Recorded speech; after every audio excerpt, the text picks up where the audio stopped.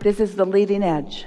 This is where that which is you in your physical form and that which is you in your non-physical form have converged in such a meaningful way that thought has gone beyond that which it has ever been before, far beyond that which it has ever been before. You're in a different vibrational place. Your point of attraction is shifted. And everything and everyone in your experience will reflect back to you the shift that has taken place. I don't want you to look too hard for that evidence, though. Just feel the ease that you're feeling. If you're feeling it, and you are.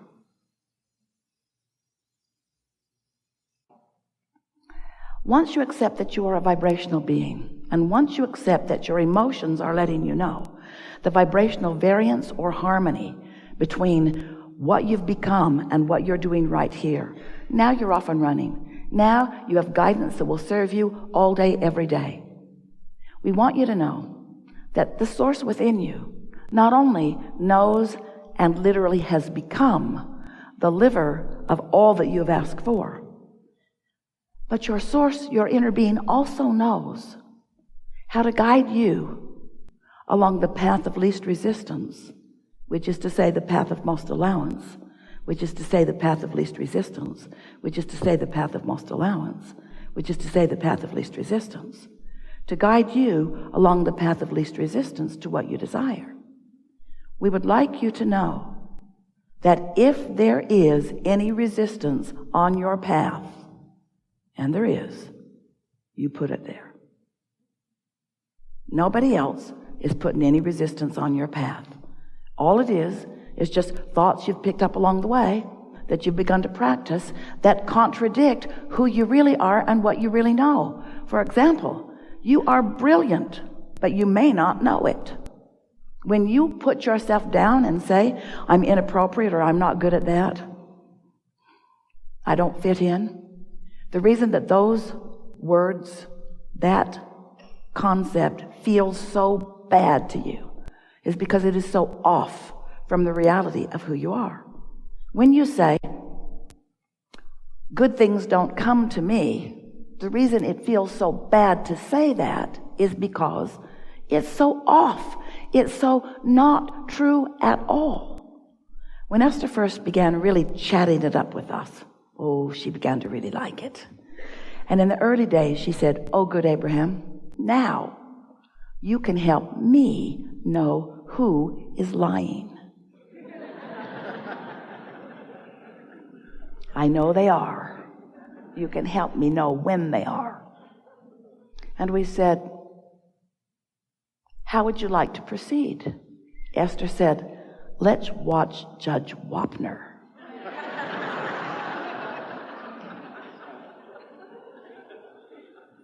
So people came in and told their stories, very different stories. Judge listened, mocked them, passed judgment.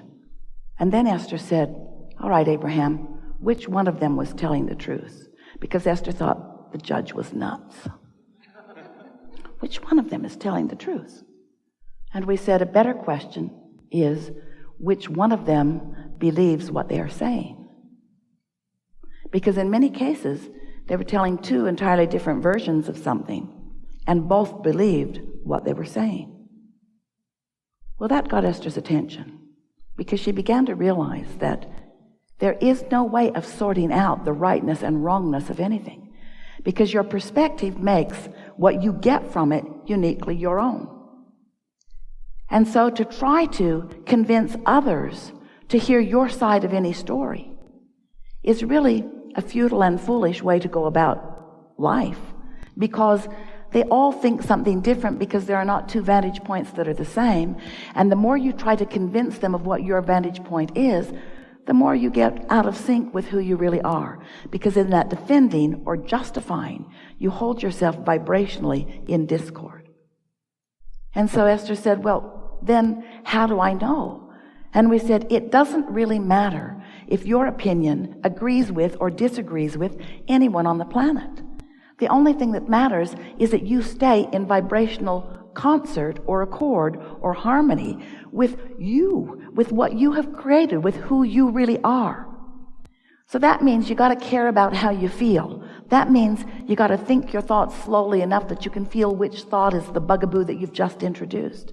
That means you have to become receptive to your own emotions and aware that anytime, every time, 100% of the time, no exception, that you feel negative emotion, you are out of sync with the whole of you, and you have put resistance on your path. You've created your own stumbling block, and you are resisting the natural flow of well-being that would be there if you were not doing that thing you're doing that's causing you to feel the negative emotion. Don't you like knowing that? But there's stuff happening that you might be looking at. And when you look at something that gives you negative emotion, it's like holding that cork under the water. And for the time it's under the water, it does not feel good. But any time you can turn your attention away from whatever it is that's got your cork under the water, got your negative emotion coming, just let go of it by focusing somewhere else. And that cork will quickly bob right back to the surface, right where you belong. In continuing with Jerry's question and passionate desire about how thoughts are actually turned to things, we want you to understand these things. You live in a vibrational universe, and you are vibrational beings, and everything around you is too, which means you are broadcasting a signal which you can control. But you've got to have some sense of what the control is. In other words, do you gather together in large groups and take a consensus and then do that? That's not working out very well, is it? Ask the Republicans or the Democrats. They're all failing at it. Go into any church or synagogue. Is that the answer? Well, while there are nice things to be experienced there, as they pit themselves against one another, claiming the only right doing, that's not the answer to alignment. That's not what you came to experience. You came knowing that there would be diversity, that there would be a lot of difference around you. And you blessed that idea because you knew that out of it would come your clarity of what you, the Creator, chooses to create in this meaningful life experience that is you. So you were born with this sensitivity, these senses to translate vibration. Your eyes translate vibration. That's why you see. Vibrational interpretation. Eyes, ears, nose, fingertips, tongue, all vibrational interpreters. But you have an emotional center that is your true vibrational interpreter, because that interprets the variance between the source that you were when you were born and that you have added to ever since. That source energy, God being that you are, that vibration and the vibration of you. For example, you've asked for much more money, and that non-physical part of you stands in utter prosperity with endless knowledge about avenues for you to realize, to turn those vibrations into dollars. You said to us, all right, Abraham, we accept that there's a vortex. All right. How do we get our money out of the vortex and into the bank? And we're going to talk about that all day here today. How do you get what you desire, what you have created? How do you turn it to something that is tangible for you? How do you make it manifest? How do you make it actualize? How do you get to see it? How do you get to enjoy it fully? And should you? The answer to that is unequivocally yes. You've come to create. You have come to turn your thoughts to things. You have come to experience the reality of this magnificent time and place. So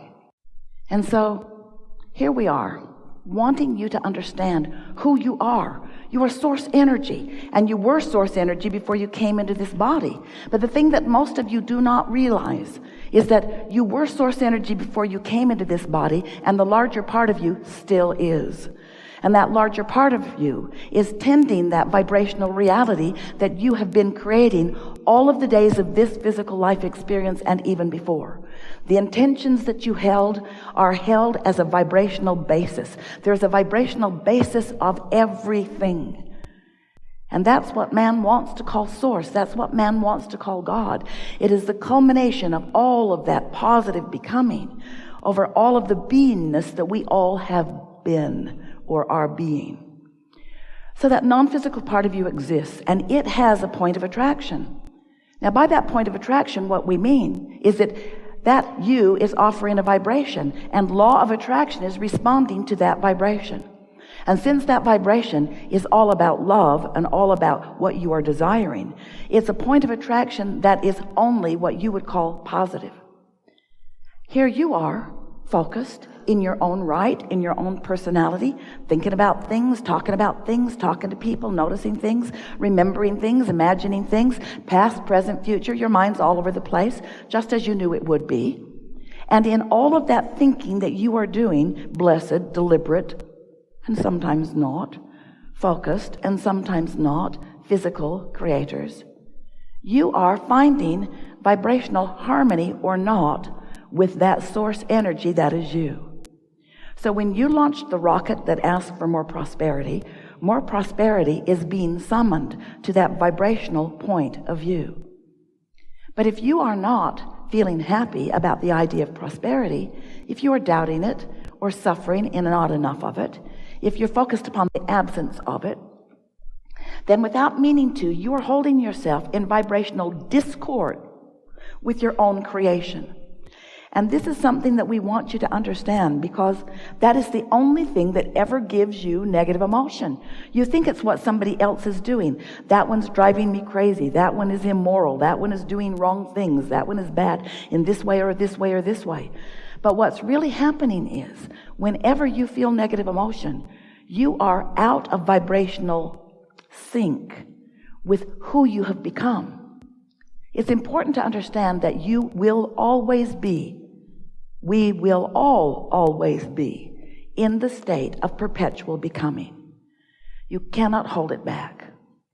So, you create your own reality, but you don't do it alone. And the you who is creating your own reality is more than the you who you know here in this physical body. The you who you know here in this physical body matters. Your willingness to focus into this body, your willingness to focus into this time-space reality, your willingness to explore with the other billions who are exploring, your willingness to give birth to the new ideas is what puts the eternalness in eternity. It matters.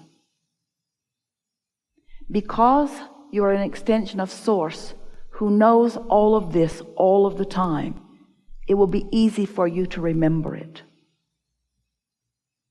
Joseph Campbell said, "Follow your bliss." Really good advice. We say, follow your bliss, follow your fun, follow your pleasure, follow your clarity, follow your good feelings. Follow them as far as they will take you, and more will come, and more will come, and more will come, and more will come, and more will come. In a general sense, step back and appreciate all others who share your planet. Because without them, you would cease to be. You are a collective consciousness that is presenting yourselves in many ways. And everyone, no matter how in alignment or not, they're all your brothers. They're all your sisters. They're all your counterparts. They're all your soulmates. We are all in this together. Don't let one of them be your enemy. No matter how far back you have to stand from the details of their life to make them your friend, if that is your quest, then it is our promise to you that you will live happily ever after.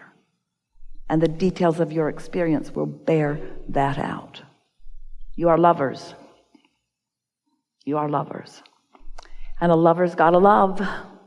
And a creator's got to create.